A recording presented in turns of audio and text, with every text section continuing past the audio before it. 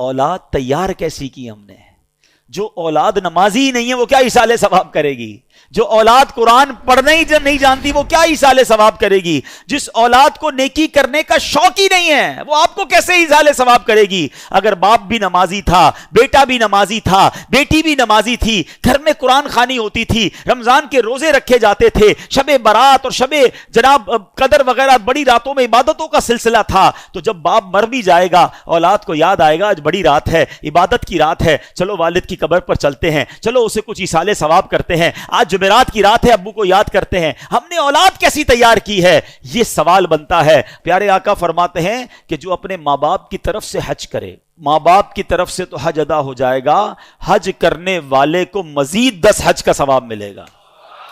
یعنی ہمارا بھی لاٹری ہے نا، ماں باپ کو تو ثواب ملے گا ہی ملے گا، ملٹی پلائی بائی ہو کر 10 ہمیں بھی ملے گا.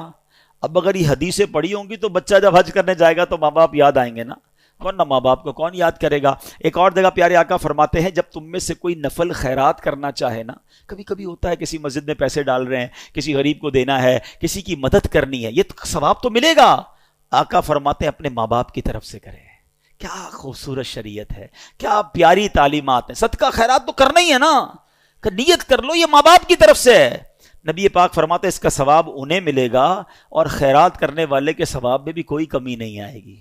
تمہیں بھی ثواب ملے گا، ماں باپ کو بھی مل جائے گا. سچ بتاؤ جب ماں باپ کو کوئی بیٹا روز ثواب پہنچاتا ہوگا ان کی روح کتنی قبر میں خوش ہوتی ہوگی. بیٹے نے ظہر پڑھی ہے تو دعا کی ہے، عصر پڑھی ہے تو دعا کی ہے، تھوڑے پیسے خرچ کی ہیں تو ثواب پہنچایا ہے، جمعہ ہوا ہے تو قبر پر آ کر یاسین سنا کر گیا ہے، عمرے پر گیا ہے تو میرے نام کا عمرہ کیا ہے، حج پر گیا ہے تو مجھے نہیں بھولا، مزار پر گیا ہے تو مجھے یاد کیا ہے، کسی غریب کی مدد کی ہے تو مجھے یاد کیا ہے، میرے مرحوم میرے مرنے کے بعد میرے رشتہ داروں کا بھلا کر رہا ہے. یہ وہ کام ہیں جو کر کے ہم اپنے مرحوم والدین کی روح کو خوش کر سکتے ہیں. اور وہ بیٹا جو نماز نہ پڑھتا ہو، وہ بیٹا جو لوگوں کے ماں باپ کو گالیاں دیتا ہو، لوگ اس کی وجہ سے اس کے ماں باپ کو گالی دیتے ہوں، بتاؤ ان کے ماں باپ کی روح کتنی ان سے ناراض ہوگی.